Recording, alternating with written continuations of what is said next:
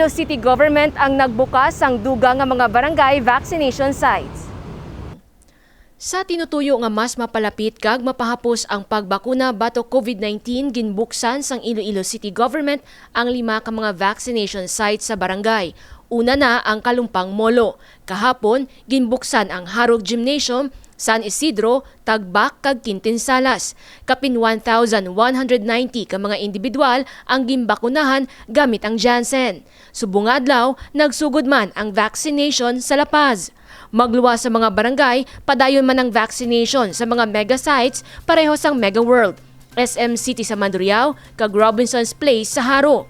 Kahapon, Hulyo 21, may 5,257 ang nabakunahan sang first kag second dose. Sa Subong, may 113,934 na o kung 25.31% sang target population sa syudad nga 450,000 ang nabakunahan sang first dose. 29,612 o kung 6.58% ang fully vaccinated na. Nagalao mga alkalde nga padayon ang pag-abot sang mga bakuna sa syudad agud tayuyon man ang vaccination. Jennifer Garcia Hernandez para sa Level Up Patrol. Department of Social Welfare and Development Office magahatag sang cash assistance sa mga lubos na apektuhan sang ECQ. Mayor Jerry Trenya suportado ang lihok sang ahensya.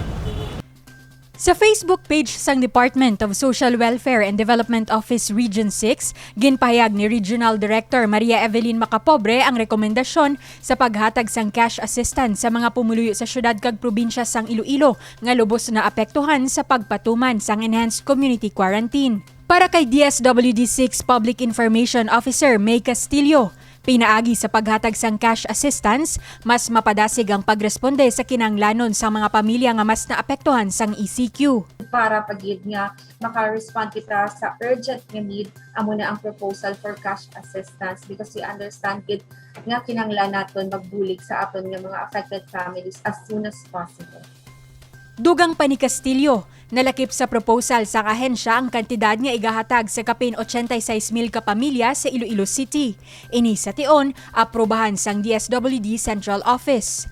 Naging propose ang DSWD nga amount but as of now since it still is a proposal, we cannot divulge the amount. Once we get the nod from the central office and once our proposal is approved, we will let you know sa amount. Pero ang gin-propose natin is good for 86,000 families all over Iloilo City and good for 380,000 families for Iloilo Province. That is granting na ma-approve ang proposal. Kahapon nagsapol si Mayor Jerry Treñas, kaupod ang DSWD kag gintalakay ang bulig pinansyal nga igahatag. Bugos naman ang suporta sang alkalde sa lihok sang DSWD para sa mga pumuluyo nga nagakinahanglan. I hope that will happen.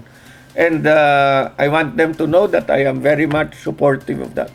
Ginpahayag man sang ahensya nga sa tion maaprubahan ang proposal, ila pagatingwaan nga gilayon makapagwa sang pagsulundan kung sino ang mangin kwalipikado nga makabaton sang cash assistance. Divine Singh para sa Level Up Patrol. Iloilo City, isa sa mga LGU nga may maayo nga programa, agud mapanubo ang teenage pregnancy. Isa ang Iloilo City sa top 10 local government unit nga napilian sang Population Commission National Office kag Zwelig Family Foundation nga magapakigbahin sa mga best practices kung paano ma-maintain ang manubo nga teenage pregnancy rate. Sa listahan sang Iloilo City Population Office, 2.5% ang teenage pregnancy rate sa syudad subong nga tuig, sa diin pinakabata nga nagbusong ang nagaedad 14 anyos. Sa nakaligad nga tuig, may 405 ka mga teenagers sa syudad ang nagbusong. We're glad that our city mayor, despite the fact nga that our city is classified na naman sa ECQ, nag-find time siya to meet the technical head, Mr. Roylo Laguna of POPCOM Region 6, and with myself and two of my staff here, si EA for Youth Affairs, si Macbe, we informed the mayor that may ara na nga. Of course, ano ni mayor, kami letter, ganyan nga formal, ang central office nga sent to him.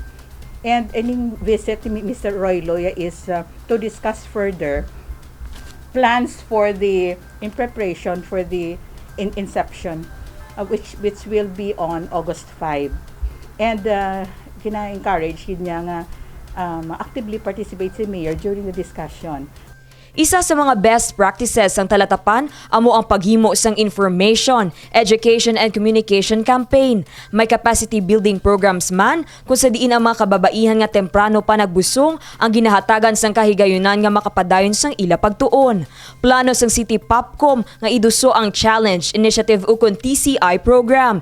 Ini ang maging disenyo kagkaundan sang programa sang talatapan agud mas mapanubo pang insidente sang teenage pregnancy sa Iloilo City. Ang ato ni nga ining the TCI challenge amon siyang title sang project, the challenge initiative is an initiative of the local government unit to design a program geared towards managing our teen pregnancy cases here in the state of Iloilo. And hindi lang siling maka-provide kita with IEC advocacy activities and other capacity building nga mga activities, luyag tagid nga ang ining kabataan magabalik sa ila eskwelahan nga may mga support services, no? Support service ihatag ang syudad sa Iloilo. Lubos man ang kalipay nga nabatyagan ni Ramos bangon nagbunga na ang ilang nga sakripisyo kag pagpaninguha agud mapahagan-hagan ng overpopulation sa syudad. Happy gid kuya kay manti basta napilian ka or makomplete mong 18 months of masiling do training ni siya actually, kung successful kita, kung makapasar kita sa aton nga program design and implementation, surely ang Iloilo City will now be a learning hub. Amon ang pagpa-intindi sa amon, Iloilo City will now be one of the learning hubs, and they will be inviting us to speak sa amon ng mga best practices so that other LGUs can also replicate amon ang kwandera. So maybe ginpili kita kay ever since daw high performing Iloilo City. Mabas kung nga ginakampanya sang Iloilo City Population Office ang ensakto nga edukasyon kag programa agud malikaw ang mga pamatan-on nga magbusong sa lamharon nga edad kag indi pa handa nga mangin iloy. Dane Raffles para sa Level Up Patrol.